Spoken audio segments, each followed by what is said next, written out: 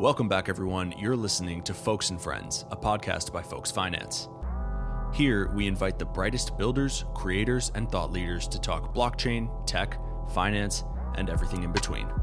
I'm your host, Ibu Karel. Let's learn something together. Assets discussed on Folks and Friends may be held by participants of the podcast. This podcast is purely educational and not intended as advice. Enjoy the episode.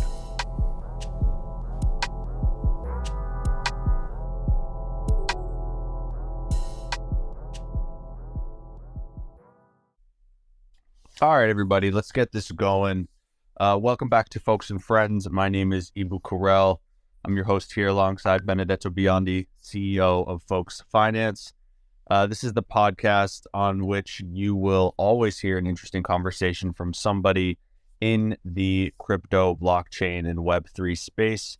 Ben and I get on here and we chat for an hour. And today we are lucky enough to have Quantumplation, otherwise known as Pi Lanningham, the CTO of SundaeSwap, which is the leading decentralized exchange on Cardano. Pi, welcome to the show. Thanks for having me on. Glad to be here. Hey, Ibo. Thanks for being with us, Pi. It's a pleasure always to cross-polluting a different ecosystem. So it's going to be an exciting conversation today. And Ibo, I also want to mention that not just about the exciting chat, but when the recording goes into our Spotify podcast or the other channels, then you have the amazing soundtrack that you made. Yes, that is true. That is true. We have the podcast on all platforms. So if you want to listen to the other episodes, you can go on to your favorite podcast platform and you'll hear a beat that I made, which is now currently the intro for Folks and Friends. So let's get it going. We're here with a cross-chain guest today, which is super exciting. I'm really curious to dive into Pi's experience building SundaeSwap, how it's been in Cardano, maybe, things that he might be working on in the future. But I want to ask first if he could introduce himself, kind of give us the introduction of him, and then we'll maybe talk about your background, how you got to this point before we get into the current day. Absolutely. So I'm Pi Lanningham. That's Pi like the number. I got it legally changed a couple years ago. I've been programming for, I think it's coming up on 23, maybe 22 years now. Professionally for 15, I think. I've worked at NYU, ADP, a marketing company called Attentive, and then most recently SundaeSwap for the last 2 years. I got into crypto in 2009 when, before GPU mining had ever even been invented. Mined a bunch of Bitcoin and then had my laptop stolen and was more upset about the laptop at the time. Got very bitter about crypto for a while and then got back into crypto in 2017 when I discovered Cardano, and it kind of really scratched that itch that Bitcoin had from a programmer algorithmic perspective, and kind of started watching the space more, and then got really back into it and decided to kind of join a project when the pandemic hit and everybody was bored out of their mind, stuck at home. So that's kind of my brief history. Been working on SundaeSwap now for 2 years, first as the CIO, Chief Information Officer, and then as the CTO when our former CTO left. So what was it that attracted you to Cardano?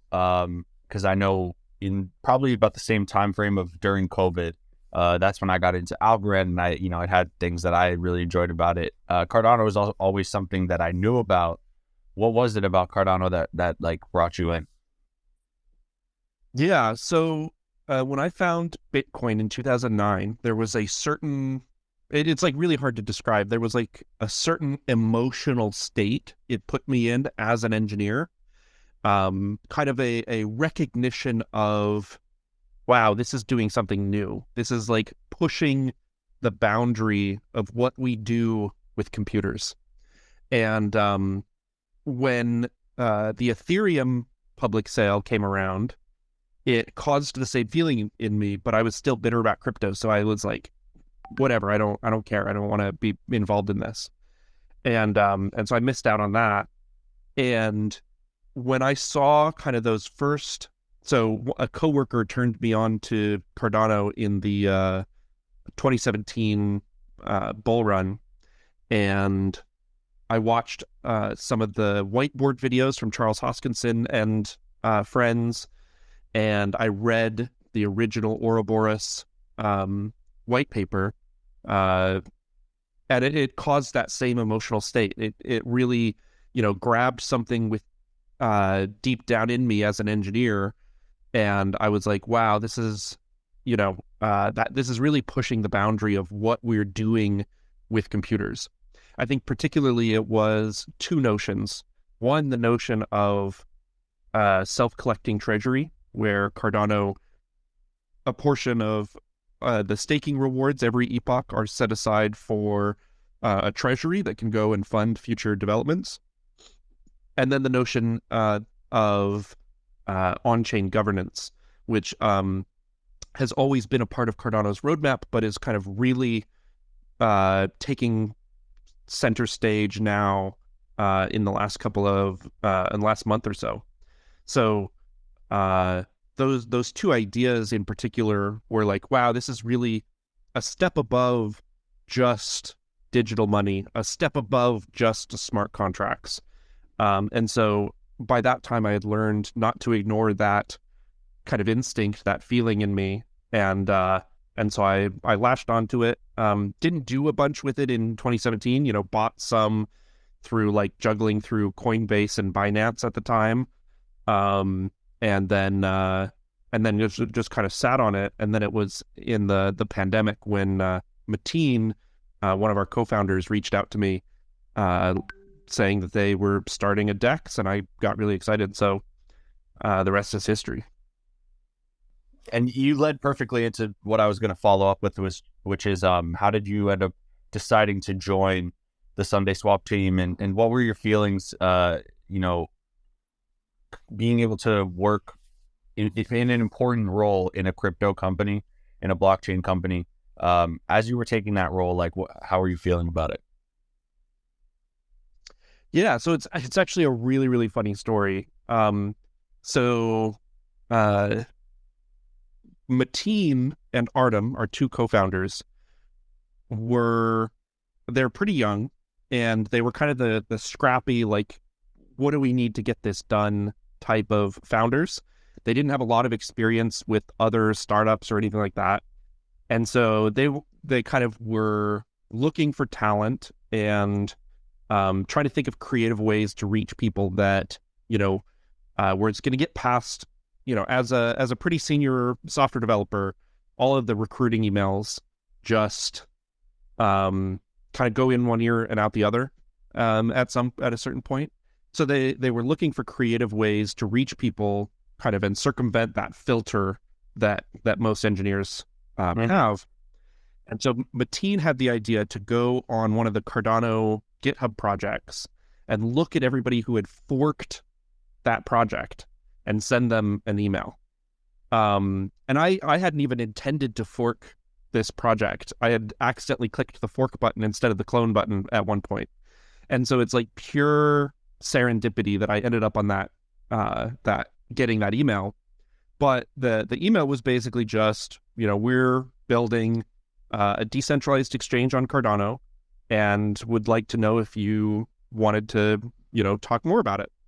And I had just kind of learned about Uniswap and was fascinated by how it worked.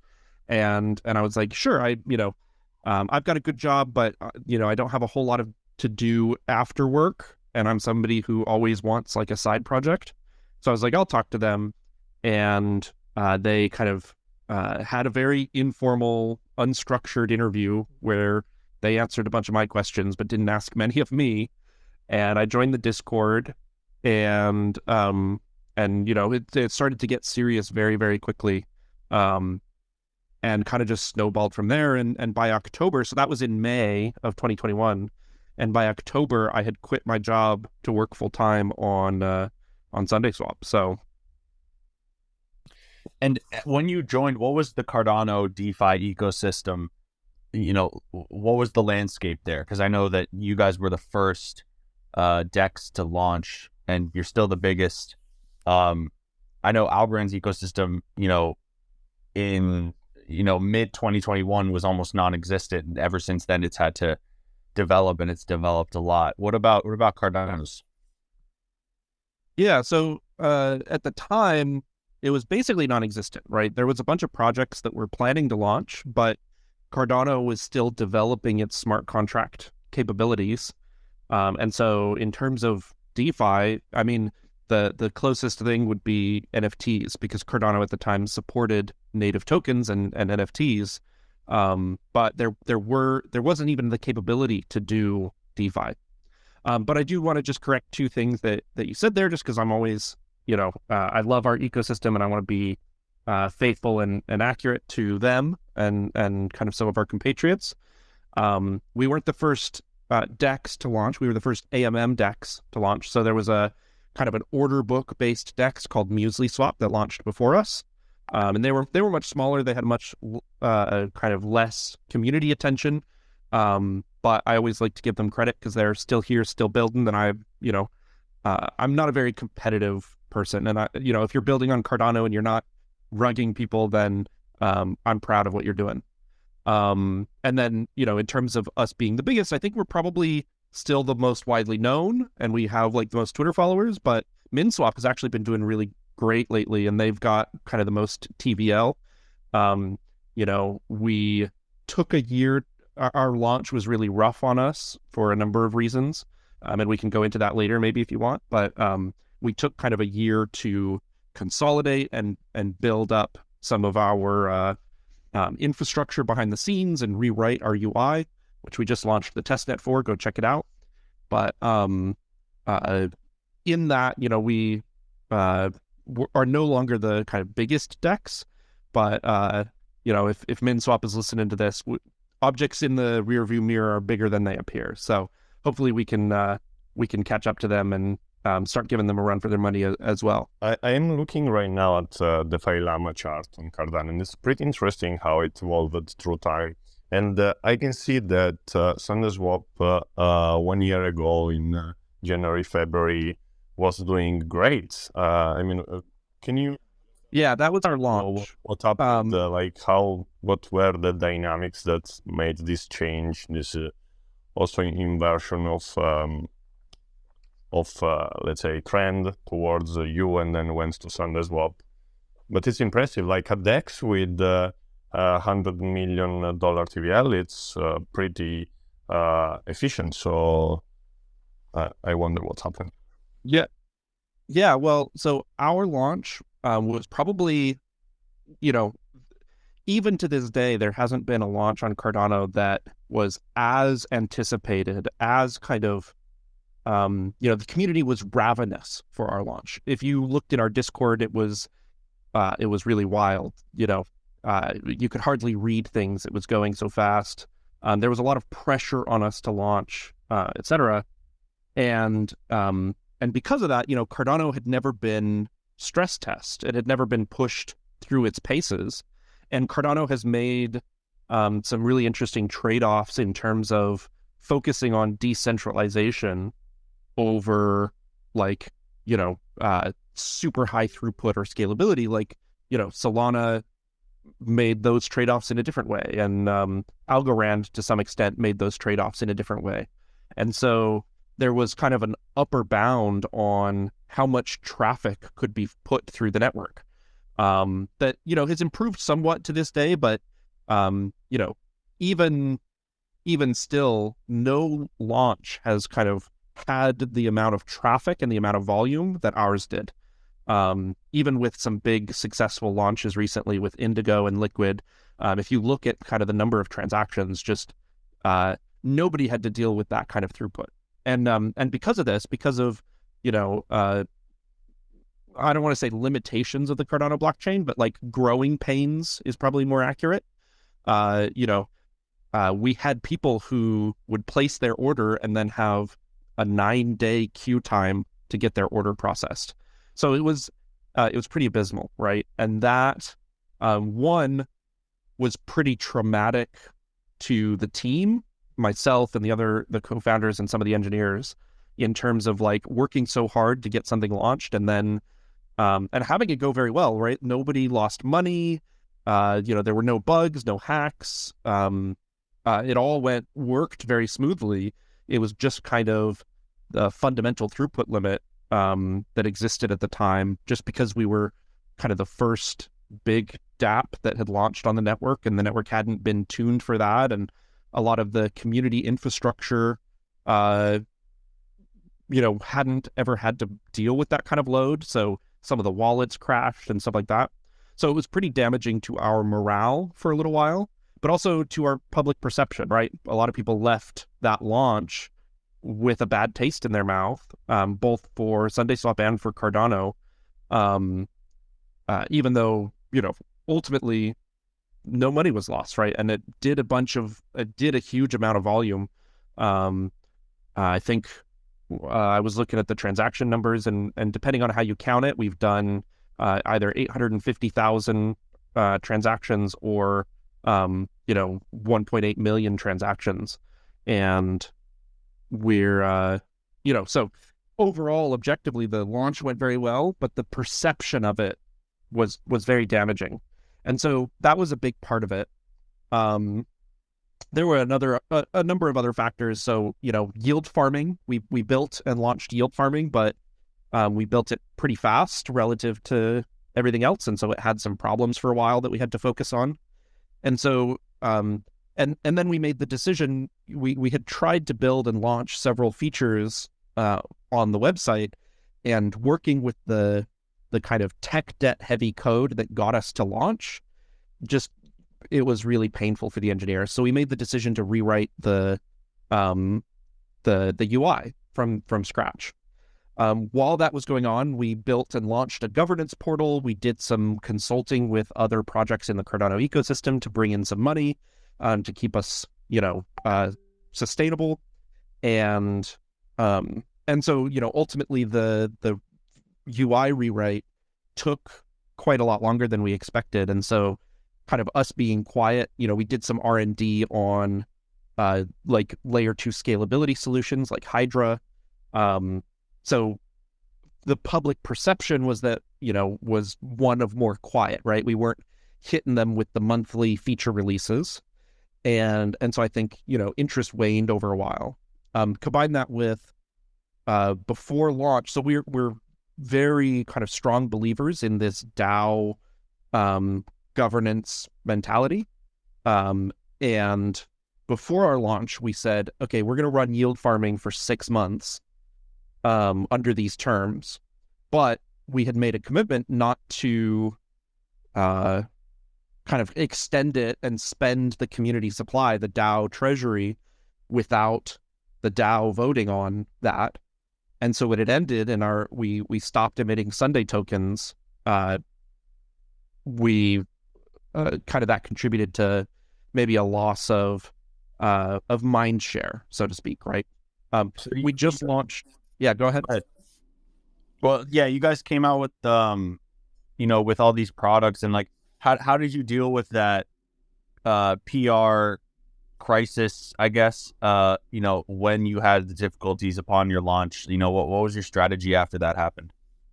Yeah, our main strategy was, we saw it coming ahead of time, and so we let people know. We published an article and in coordination with IOG, because we had been warning them about this issue, and we said, hey, it's probably going to be a pretty painful launch. There's going to be long queue times. And, so that braced some amount of the community for it. But, there was still a very loud segment that, just saw it as excuses making. And so, after that, we focused on, as those queue times got shorter and it, the system stood up to that kind of load, and it evened out, as, it wasn't that I have to get my swap in the first 5 minutes, frenetic pace. We were able to keep up with normal load just fine.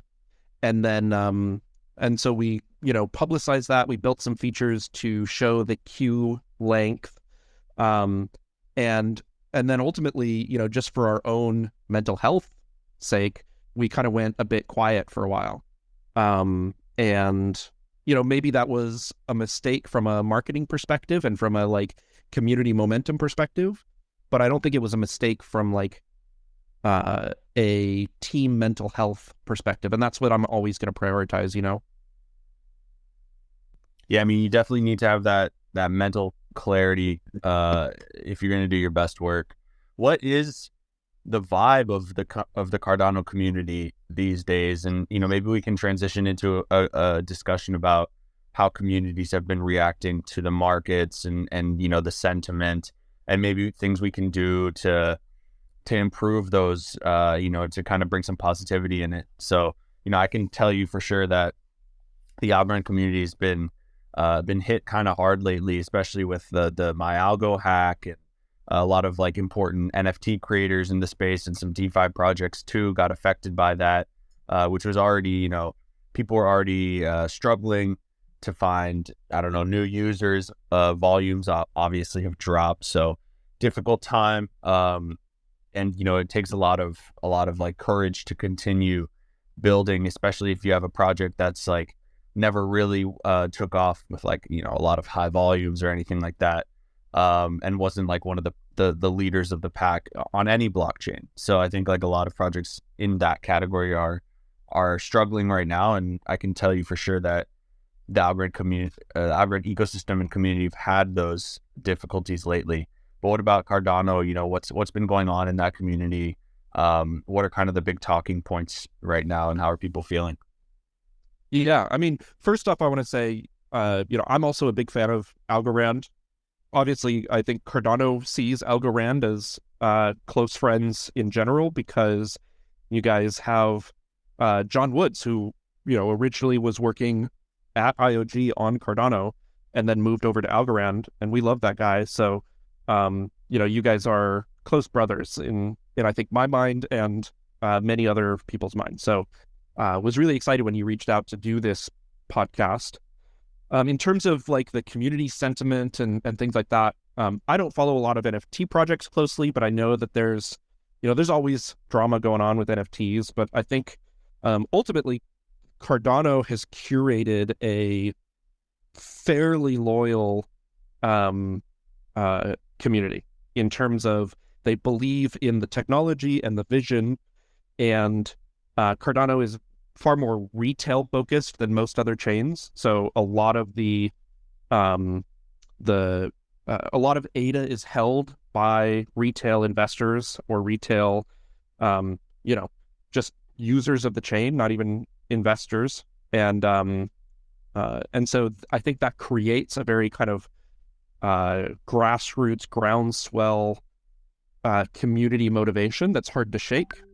I think it can be easy to lose interest, like easy for people to lose interest, but I think it's pretty rare that you see someone like give up on and abandon Cardano unless they're abandoning crypto as a whole. In terms of what people have been talking about, I've been involved in a lot of conversations about governance lately. So for those who don't know, Cardano breaks its development up into eras. So there was Byron was like the initial chain launch. How do we do proof of stake, and how do we build a ledger? Shelley was how do we add like community driven proof of stake and like focus on the decentralization aspect. Alonzo was how do we add smart contracts and programmability? Voltaire Babbage, which is the era we're currently in, is how do we add scalability? And the next era is Voltaire, which is how do we add governance? How do we let the community shape the future direction of the chain? And so that has kind of been kicked off by what's called a CIP, Cardano Improvement Proposal. So if you're familiar with BIPs or EIPs, very similar concept. Right. But CIP 1694 outlines kind of IOG's proposal for here's how we think governance can work. And IOG flew a bunch of people from the community out to Colorado to kind of discuss that proposal and kind of seed the conversation within the community. And then a lot of discussion has been happening like on GitHub, on that SIP, in the Cardano forums, and on Twitter with, some people very strongly in support of this, some people very against it. And so it's kind of one of those things where for a very long time, we had a very cohesive community because we were galvanized by like the attacks that came from outside, right? A lot of Solana people shitting on Cardano, and kind of we stood up to that as a community. And this is, in the past few months, this has been the first time that we've had very strong disagreements within the community. And I think it's really important to recognize that, because it's how we shape how those conversations are going to happen, right? Are they going to turn into the same kind of political infighting that never goes anywhere that we see in the real world or between chains?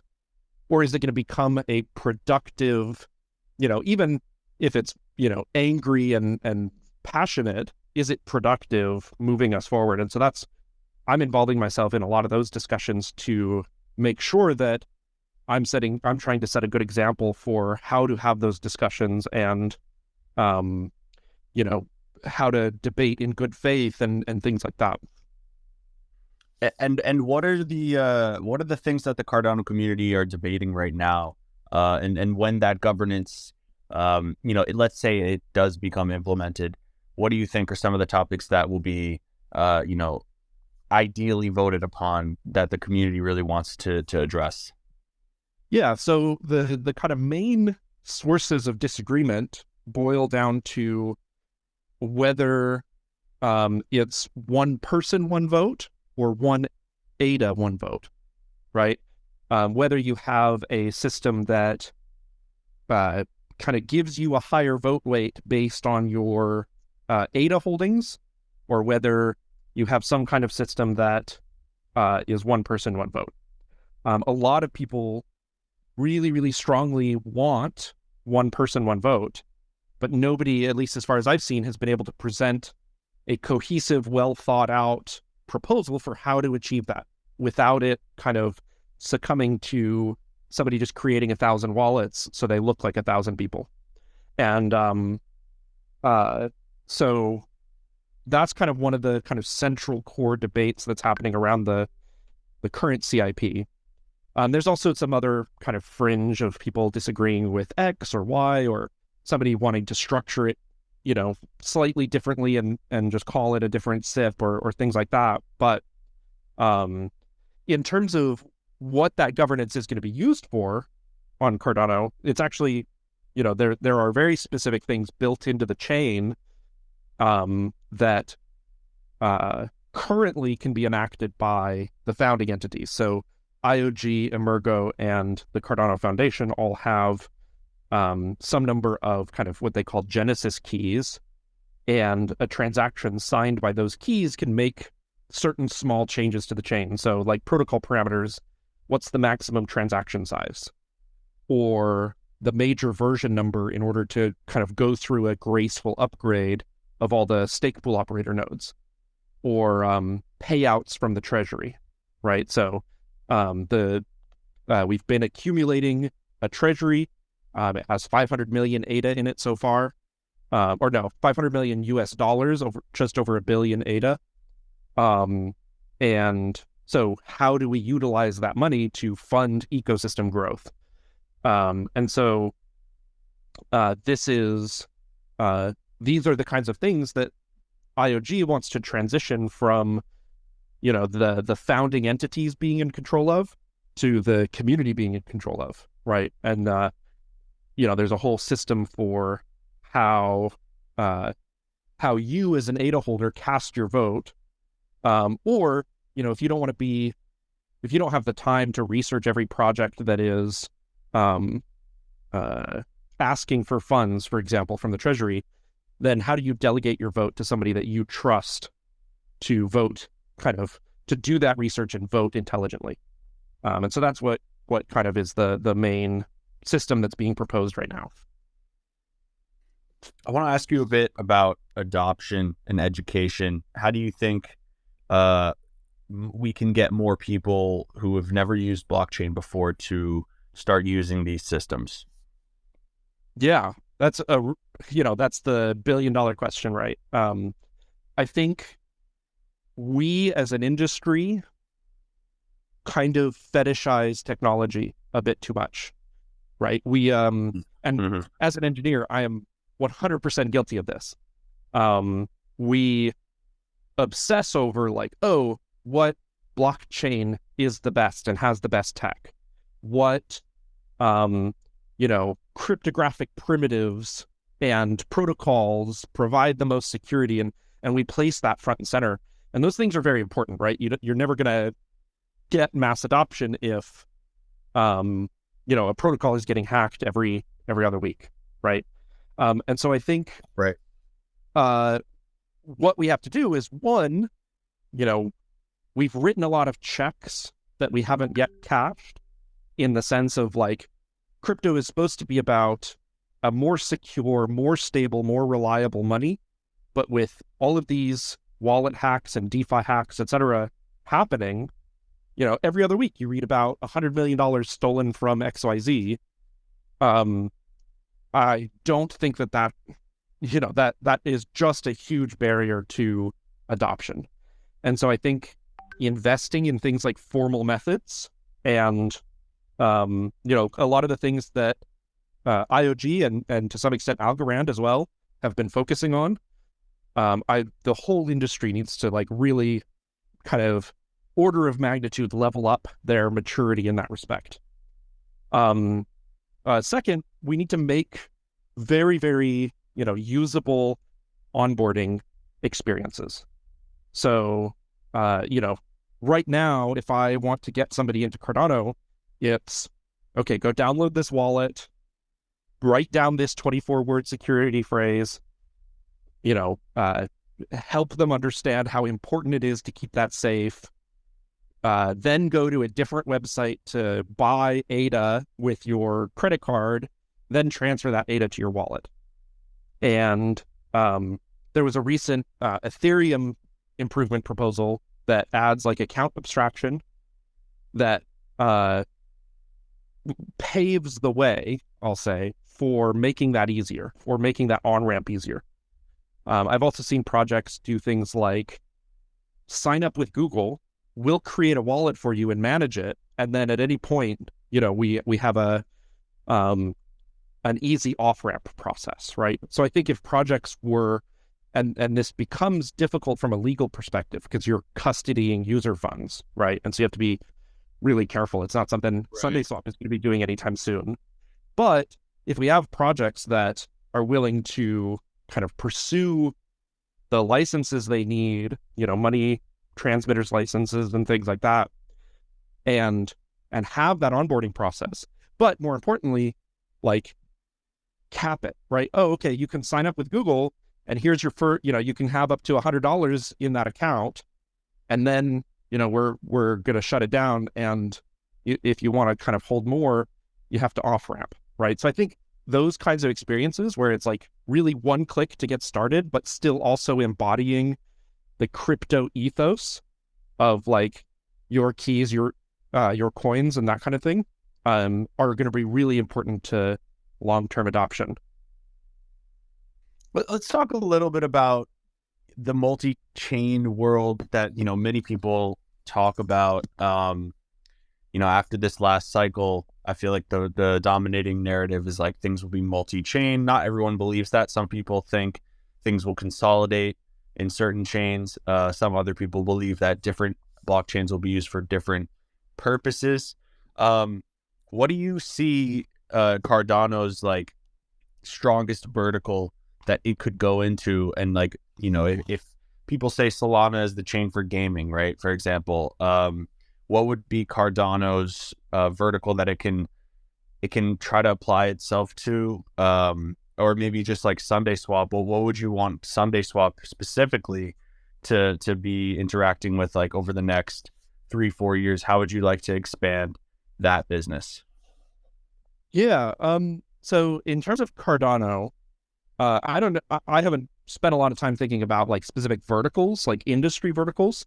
I think Cardano would be good at a lot of them, but I don't know if there's one that it particularly excels at.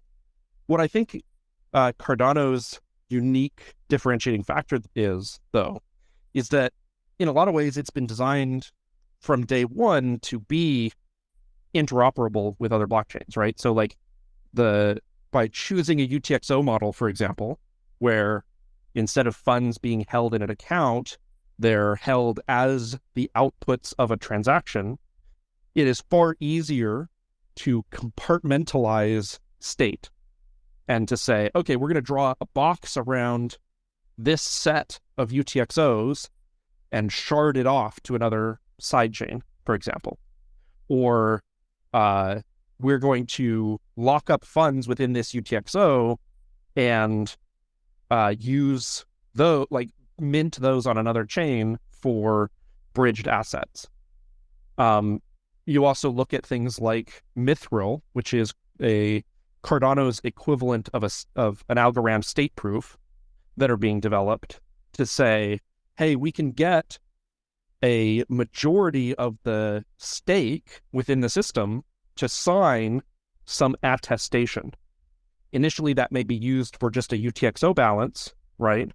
But could also be used for signing smart contract state so that you can bring that smart contract state cross-chain over to Algorand or any of these other chains. So I think Cardano has been designed from day one with this interoperability in mind. And I think you're going to see a lot of these protocols being built over the next couple of years. DC Spark, one of the companies here, is already building bridges and sidechains to, an EVM compatible chain that they built called Milkomina.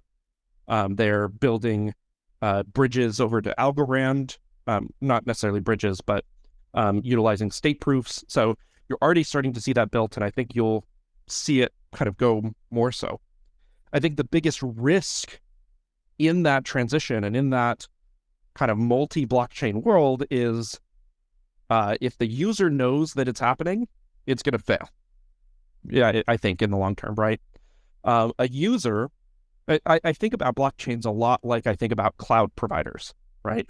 So Okay, go I on. think we will, I think we will settle on, like, there's a certain amount of investment and development effort and infrastructure that goes into building both the technology and the community behind a blockchain that I think is on the magnitude scale of running a large cloud provider, right? And so whereas you see hundreds of thousands of websites that are because it's easy to build a website, you see very few cloud infrastructure providers because it's very, very difficult to do that, right? But it's easier than, for example, standardizing on TCP/IP. And so we only see one TCP/IP, but we see a few cloud infrastructure providers, and we see hundreds of thousands of websites. And I think blockchains fit in that niche where it's not quite so difficult and embedded in our society that we're only going to see one prevail, right? But it's not so so easy that we're going to see 1,000 blockchains, just working seamlessly together. So I think what you'll see is some amount of consolidation, or at least, a very large gap between the big blockchains and then the tertiaries, like the ones on the fringes. And I think those kind of core set of blockchains really need to focus on like the hiding the differences between them to the end user. So I'm already terrified of things like, as you start building different bridges, and I bridge ADA over to Algorand, the token, right, that is there on the other end is going to be different depending on what bridge I used. Right. And then when I can do, Right. when I can multi-hop, right? So if I bridge something, yeah, go on. wait, go ahead. No, I'm just commenting that would create inconsistency, and that we're already seeing examples of that where there's like multiple different bridge stable coins or bridged derivatives, and then protocols are being built to fix that problem, which is like bringing all the derivatives together and giving another derivative. So you may be falling into like a derivative hell. Yeah, well, and yeah, so like for example, you know, I as my grandma, for example, as an average user, already has to learn, okay, well, there are 12 different stable coins that I have to learn about. Which one do I want to get? And then as you start bridging those 12 stable coins to even just 3 different chains by 10 different bridges, that's 12 times 3 times 10, you know, an explosion of like tokens that they have to think about and keep track of. And if they want to get value out of, kind of unwind the stack on. And I think that's going to get even worse when you have things like, well, I'm going to bridge ADA to Algorand to Ethereum back to Cardano. And now I have ADA, but it's like triply nested wrapped on the Cardano chain.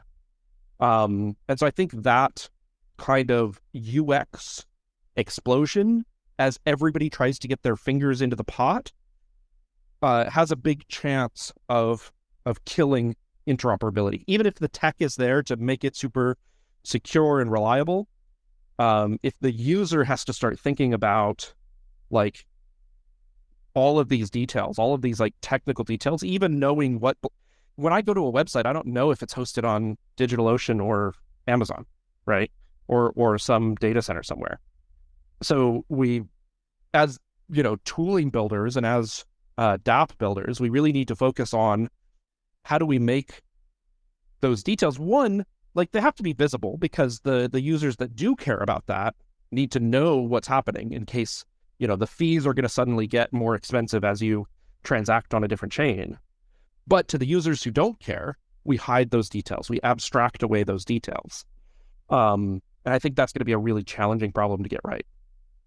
In terms of how SundaeSwap fits into that picture, right? We've kind of always said that we're, our plan, our goal long-term is to be multi-chain. Cardano is still our first love and will always, you know, be on Cardano and kind of focus on Cardano. But we do have plans long-term, not necessarily anything, you know, actively in the works right now, but we do have plans long-term to be cross-chain and multi-chain. And that's, you know, that's why I keep in touch with Algorand folks and why I, you know, keep a wider eye on the larger trends within the industry. So, you know, bringing it back to why I'm on this podcast. And then which chain do you see SundaeSwap potentially like looking at as one you'd want to expand to, or multiple? I mean, multiple, right? So it's a decision that we'd have to make when we like go to be multi-chain.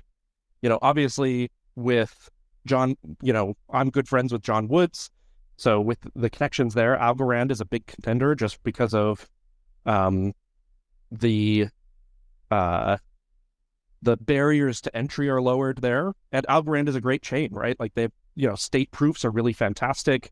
You've got super high throughput, super impressive chain, right? So Algorand's a big contender. There are a couple others that, you know, are in the back of my mind and would be really interesting, but I'm not necessarily going to announce them here because, you know, somebody will, you know, 3 years from now hold me to it as a promise. And I've just gotten sick of that. Right.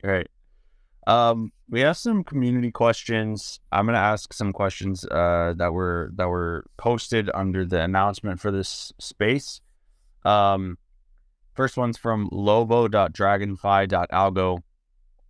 When SundaeSwap using Hydra? Saw somewhere that Hydra might be ready for mainnet soon, and you guys showed a demo at the end of 2022 already, which looked like a way faster swap experience. And do you have estimates on swaps per second doable on Hydra when it comes out?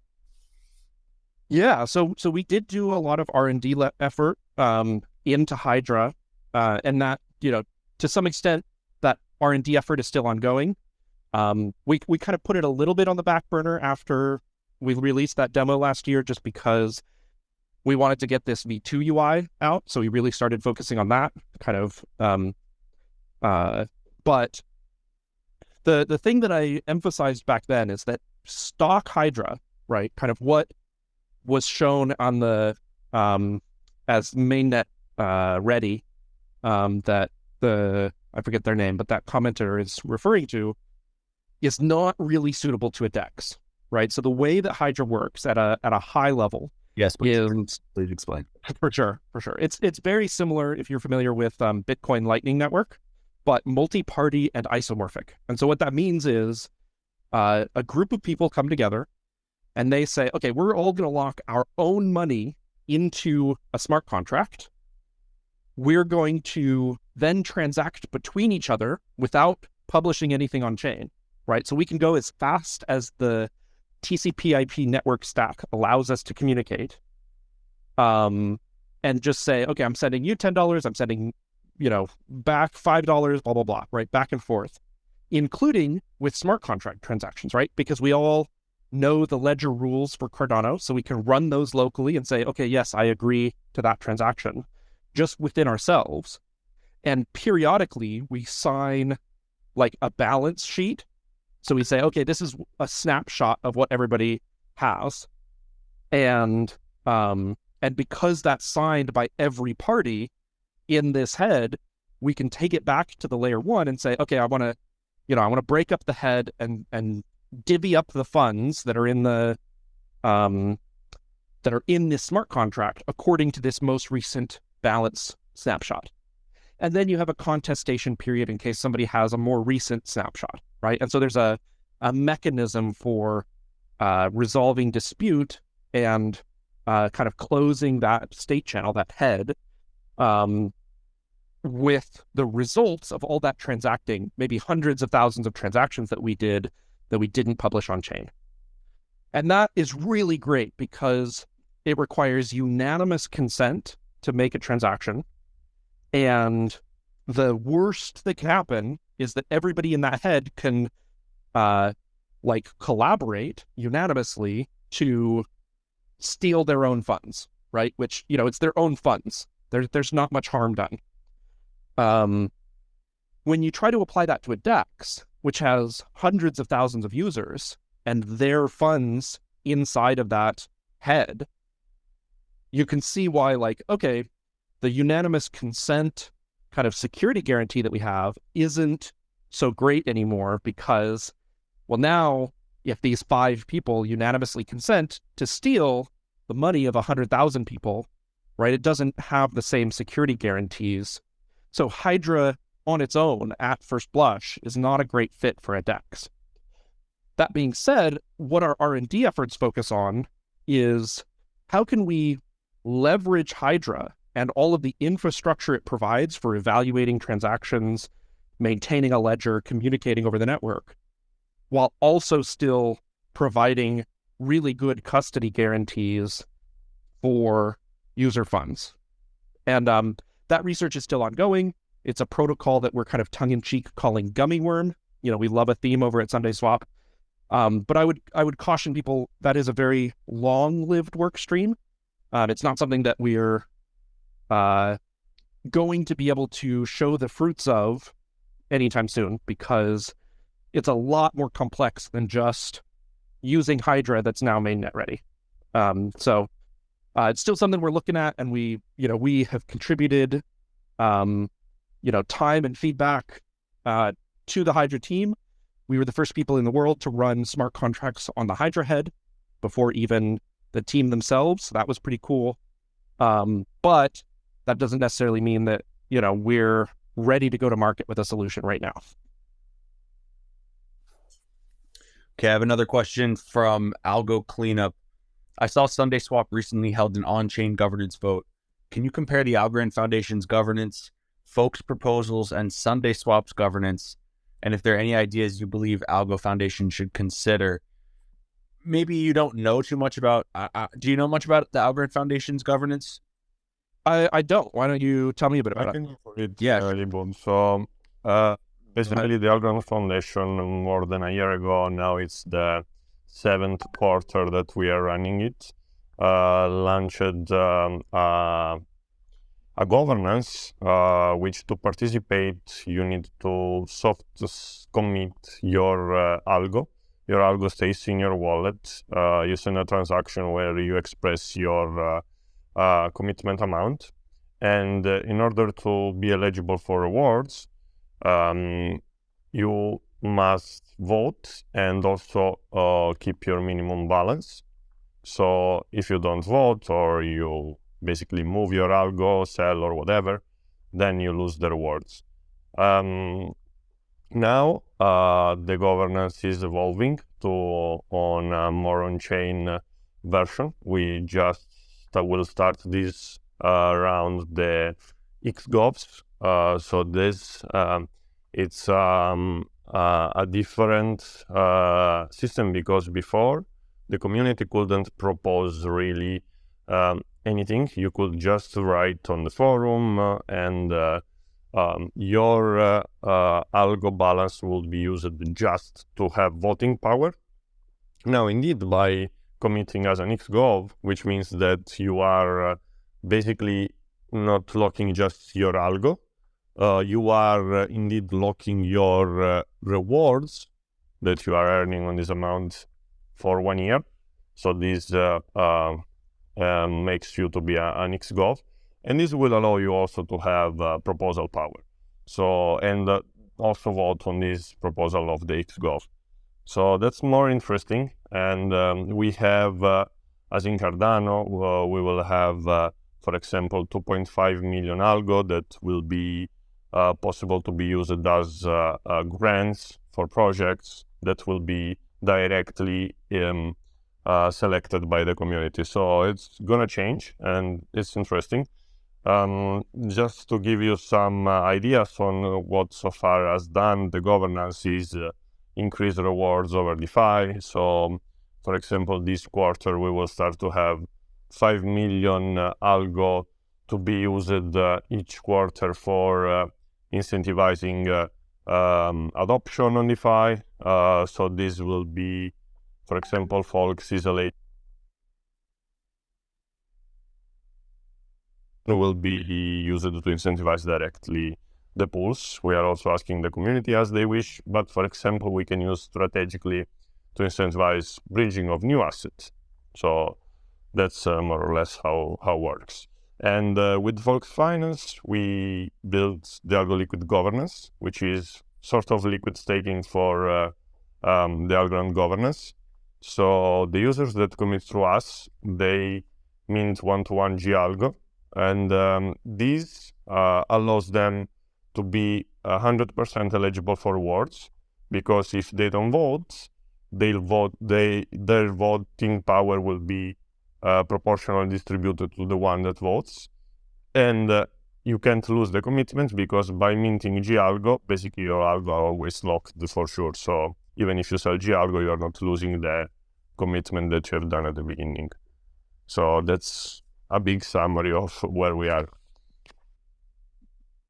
Yeah, very interesting. It sounds very similar to Catalyst. So the way the Catalyst works is through kind of a snapshot and then voting on a sidechain called Jorgamunder. So, and it sounds like Algorand is focusing on the same evolution that Cardano is focusing on, of introducing kind of more community native governance. In terms of what SundaeSwap has built for governance, it is a kind of governance as a service platform. We're using it ourselves, but several other projects in the ecosystem are also using it. That is, it's kind of hard to describe. The way, these terms aren't exactly accurate, but the way I describe it is it's kind of a layer 2 roll-up governance solution. The way it works is you submit your proposal. It gets published on chain in the metadata of a transaction.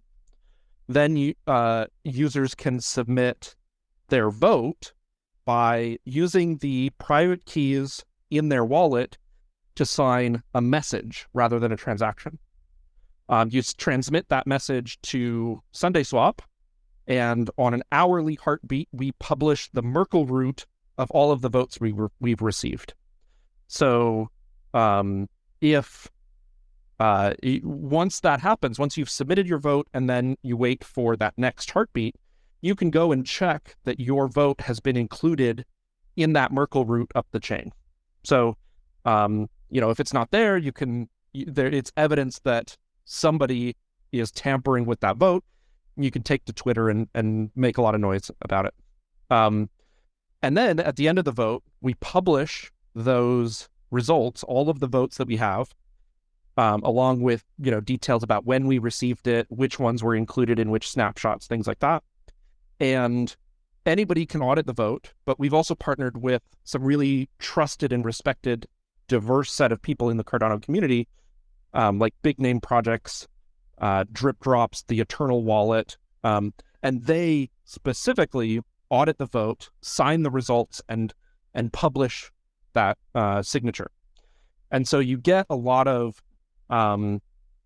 cryptographic verifiability and cryptographic confidence in the results of that vote, without, when I said you sign a message instead of a transaction, that means there's no transaction fee. So it is, and we take a snapshot of your balance at kind of a configurable point in time, usually when the vote ends. And so there's no locking of any token. There's no transaction fee to vote, which gets more people involved. The main downside of this is that because it's not fully on chain, it's very hard to build actionable systems out of it, right? So there's not a smart contract that goes and executes the will of the vote, but we do have some plans on that long term.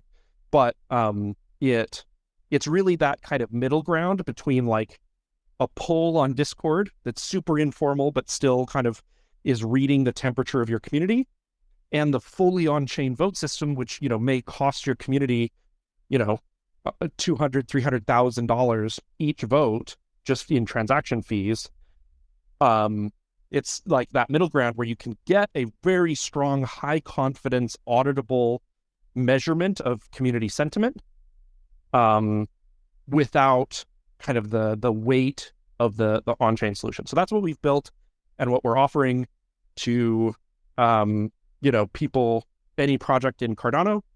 That's another one of the things that, long-term, I'd love to see that go multi-chain. So, if there's interest in that from any projects out there in Algorand, reach out to us and we can stay in touch as we look at the development of that work stream. Thank you for that insanely detailed explanation. Got to wrap, but guys, this has been Pi Lanningham on Folks and Friends. It's been an amazing guest. Thank you so much for coming on the show. Yeah, thanks for having me on. And yeah, sometimes I'm a bit wordy, so sorry about that. No, not at all. I'm literally. That's fantastic. That was very nice. Learned so much. Learned so much in this episode. Yeah, if anyone who's listening, you should definitely go back to the beginning. So once this is uploaded on all platforms, go check that out. Spotify, Apple, YouTube, the rest. And we will see you on the next episode. Bye. Bye. Bye.